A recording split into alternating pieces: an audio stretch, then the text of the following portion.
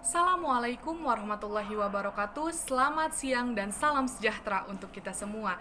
Pertama, saya ucapkan terima kasih kepada para moderator, pencatat waktu, serta dewan juri yang saya hormati atas kesempatan yang diberikan kepada saya untuk berbicara. Lalu dewan juri yang saya hormati serta para audiens yang saya banggakan, sebelum kami membahas tuntas mengenai mosi perdebatan kali ini, izinkanlah saya untuk memperkenalkan diri terlebih dahulu.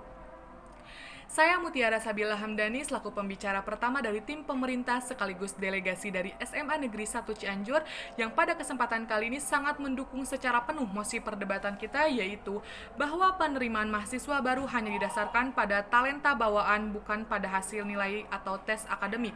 Lalu dewan juri yang saya hormati serta para audiens yang saya banggakan, sebagai langkah dasar dari persetujuan saya terhadap mosi perdebatan kali ini, saya akan memaparkan definisi dari tes talenta bawaan yang kami maksud adalah tes yang dimana penilaian individu yang didasarkan pada potensi bawaan individu tersebut. Setiap siswa memiliki bakat bawaan yang unik dan tes ini mengungkap bakat bawaan tersebut untuk dapat dipetakan potensi kesuksesannya. Seseorang dapat meraih kesuksesannya maksimal jika dia bekerja sesuai dengan potensi yang dimilikinya. Lalu di sini kami juga akan memaparkan limitasi. Tes bawaan yang kami maksud bukan dari lahir, tetapi tes bawaan yang dilakukan oleh siswa yang baru lulus dari jenjang SMA atau sekolah menengah atas. Lalu dewan juri yang saya hormati, sebagai penguat dari persetujuan kami akan memaparkan mekanisme, yaitu mekanisme poin pertama, LTMPT akan kami ubah menjadi suatu badan yang lebih fokus bergerak di bidang psikotes pada screening kebakat dan minat setiap anak. Lalu poin yang kedua, tes dari program yang akan kami laksanakan hanya bisa diikuti minimal 1 kali per tahun oleh setiap calon mahasiswa barunya, karena tes ini sudah meliputi tes wawancara, tes IQ, tes bakat dan minat, serta tes tambahan untuk jurusan yang lebih menjurus seperti jurusan olahraga dan seni. Dan untuk jurusan ini akan diadakan tes yang lebih spesifik, contohnya seperti fakultas olahraga yang akan diadakan nanti tes fisik untuk setiap calon mahasiswa barunya.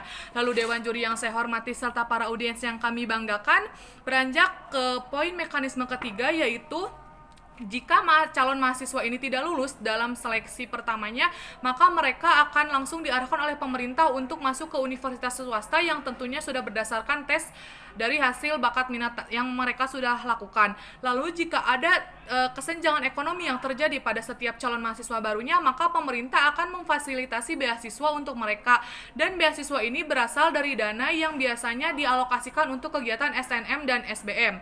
Lalu dewan juri yang saya hormati serta para audiens yang saya banggakan, beranjak ke poin 4 mekanisme yang kami suguhkan, yaitu parameter berhasil atau tidaknya program yang akan kami laksanakan adalah ketika program ini bisa dilaksanakan secara seimbang, yaitu presentasinya untuk wawancara 30%, untuk minat dan bakat 30%, untuk tes psikotes IQ 30%, lalu untuk tes tambahan itu 10%. Tes tambahan yang kami maksud adalah peluang untuk anak-anak yang berprestasi selama masa SMA-nya dengan mereka melampirkan sertifikat prestasi penghargaan mereka. Lalu dewan juri yang saya hormati serta para audiens yang saya banggakan, yang melatar belakangi persetujuan kami pada mosi perdebatan kali ini, karena kami melihat banyak sekali pengangguran di Indonesia.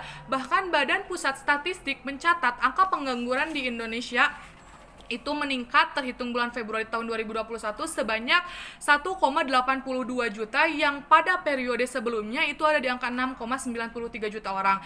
Jadi angka pengangguran pada bulan Februari tahun 2021 itu sebanyak 8,75 juta orang. Lalu dewan juri yang saya hormati serta para audiens yang saya banggakan, pengangguran ini terjadi berdasarkan analisa kami karena banyak sekali permintaan industri yang tidak bisa dipenuhi oleh setiap mahasiswi yang sudah lulus dari setiap universitas, karena mereka merasa selama mereka melaksanakan pendidikan di jenjang kuliah, mereka berada di bawah tekanan atau paksaan karena mereka salah memilih jurusan dan tidak sesuai dengan bakat dan minat yang mereka miliki. Oleh karena itu program yang kami suguhkan bisa membantu mereka untuk memilih universitas atau jurusan yang sesuai dengan bakat dan minat mereka. Lalu dewan juri yang saya hormati, poin kedua dari latar belakang kami adalah banyak sekali fenomena anak yang mengalami burnout atau tidak semangat dalam melaksanakan proses pembelajaran.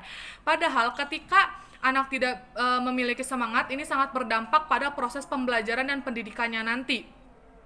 Lalu Dewan Juri yang saya hormati serta para audiens yang saya banggakan, contoh sederhana dari maksud anak tidak semangat dalam belajar karena mereka tidak menemukan fakultas yang sesuai dengan bakat dan minat mereka. Contohnya seperti anak yang gemar bermain basket tapi dia malah masuk ke jurusan hukum.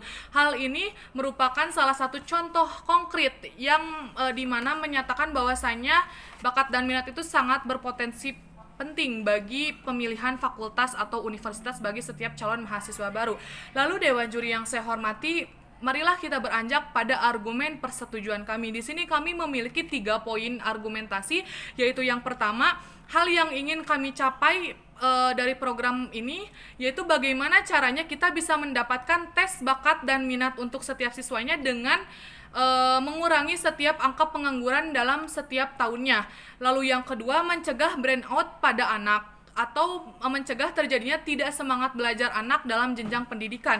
Karena seperti yang kita ketahui bersama bahwasanya kesehatan mental bagi seorang anak itu sangatlah penting, karena kesehatan mental akan sangat berpengaruh pada cara berpikir dan cara bersikap anak dalam menyikapi pendidikan dan kehidupannya. Lalu kita beranjak ke poin ketiga argumentasi kami, kenapa harus di jenjang kuliah kami adakan tes akademik bawaan ini? Karena kuliah itu merupakan simulasi yang paling dekat dengan dunia pekerjaan. Dalam kuliah itu kita atau setiap mahasiswanya dituntut untuk profesionalitas dalam menjalankan program pendidikannya. Lalu Dewan Juri yang saya hormati serta para audiens yang saya banggakan, di sini kami juga kembali menjelaskan bahwasannya kami rasa program yang kami suguhkan lebih efektif dibandingkan program SNM dan SBM yang pemerintah laksanakan pada saat ini.